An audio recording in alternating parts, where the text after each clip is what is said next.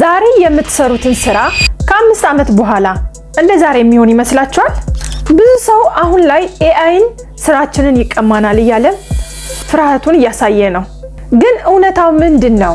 በዚህ ቪዲዮ ኤአይ በጣም ተጽዕኖ ሊያሳድርባቸው የሚችሉትን 10 ስራዎችን እናያለን።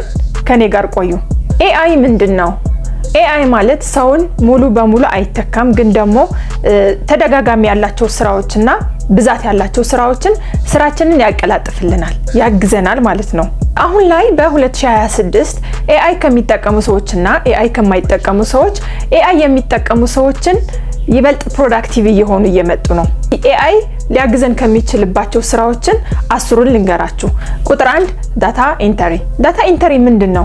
ዳታ ኢንተሪ ማለት መረጃዎችን ወደ ስልክ ቁጥር እንደ ስም የመሳሰሉትን ወደ ኤክስኤል ማስገባት፣ የድርጅቶች ደንበኞችን መረጃ መሰብሰብ፣ የፒዲኤፍ መረጃዎችን ወደ ወርድ እና ኤክስኤል ማስገባት። እዚህ ጋር ኤአይ እንዴት ሊያግዘን ይችላል የሚለውን በጣም ብዙ መረጃዎችን በጥቂት ደቂቃዎች ውስጥ ሊደረድርልን ይችላል። የስፔሊንግ ስህተት እንዳይኖር፣ ደብሊኬት የሆኑ መረጃዎችን ሊያስተካክልልን ይችላል። ሁለተኛ ኤአይ ሊሰራልን የሚችለው ስራ ከስተመር ሳፖርት ነው። አሁን ላይ ብዙ ኤጀንሲዎች፣ ብዙ ድርጅቶች ኤአይ ቻትቦት እየተጠቀሙ ነው።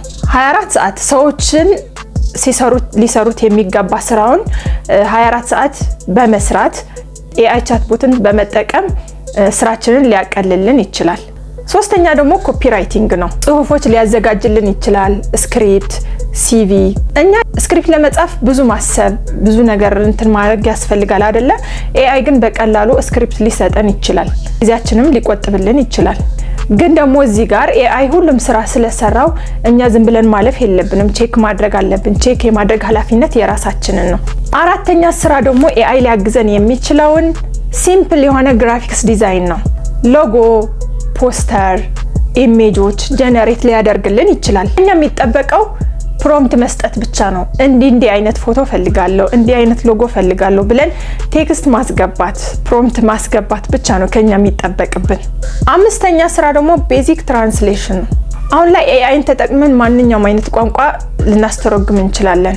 ስፔሻሊ እንግሊዘኛ በጣም ለሚከብደን ሰዎች በኤአይ ልናስተረጉምም እንችላለን፣ ልንማርም እንችላለን በዛው ማለት ነው። ከሱ ጋር በእንግሊዘኛ እየተጻጻፍን የእንግሊዘኛ ስኪላችንን ማሳደግ እንችላለን። ልክ እንደ ሰው ብንሳሳትም እሱ ስለሚያርመን በቃ ከሱ ጋር እየተጻጻፍን ስኪላችንን ማሳደግ እንችላለን ማለት ነው። ስድስተኛ ስራ ደግሞ ትራንስክሪፕሽን ነው። ድሮ በጣም ብዙ ልፋት ይጠይቅ የነበረ ድምፅን ወደ ጽሁፍ መቀየር። ትራንስክሪፕሽን ማለት አንድ ድምፅ ወደ ጽሁፍ መቀየር ነው እና ኤአይ ደግሞ ይሄ በቀላሉ ሊሰራልን ይችላል፣ በፍጥነት በሴኮንዶች ውስጥ ማለት ነው። ሰባተኛ ስራ ደግሞ ቪዲዮ ኤዲቲንግ ነው። አንዳንድ ቀለል ያሉ ኤዲቲንጎች በቀላሉ በኤአይ ልንሰራቸው እንችላለን። ለምሳሌ ቮይስ ኦቨር ማድረግ እንችላለን። ቮይስ ኦቨር መስራት እንችላለን። ቴክስት ቱ ስፒች፣ እኛ ቴክስት ሰጥተነው ወደ ንግግር ሊቀየርልን ይችላል። ስፒች ቱ ቴክስትም እንደዛም ይችላል። እና ደግሞ ቪዲዮ ጀነሬት ሊያደርግልን ይችላል። እኛ ኢሜጅ ሰጥተነው የሆነ ኢሜጅ ሰጥተነው እሱ ደግሞ ቪዲዮ ኳሊቲ ያለው ቪዲዮ ጀነሬት ሊያደርግልን ይችላል በቀላሉ ማለት ነው። ስምንተኛ ስራ ደግሞ ቨርቹዋል አሲስታንት ወይም ደግሞ ስኬጁሊንግ። ኤአይን ተጠቅመን በቀላሉ ስራችንን እንዲቀል ማድረግ እንችላለን።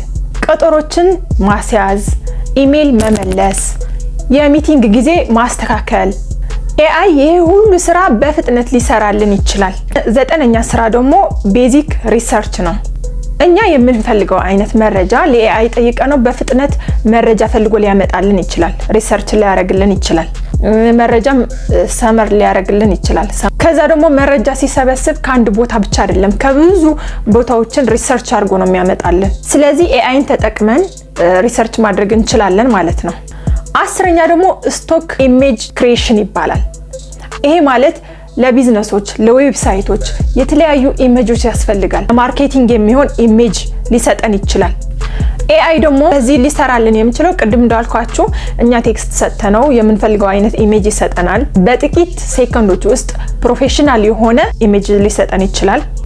በፈለግነው አይነት ስታይል ሪላስቲክም ሊሆን ይችላል፣ ካርቱን፣ የቢዝነስ አይነት ስታይሎች ኢሜጆች ጀነሬት ሊያደርግልን ይችላል። እንግዲህ 10 ስራዎች ያልኳችሁ እነዚህ ናቸው።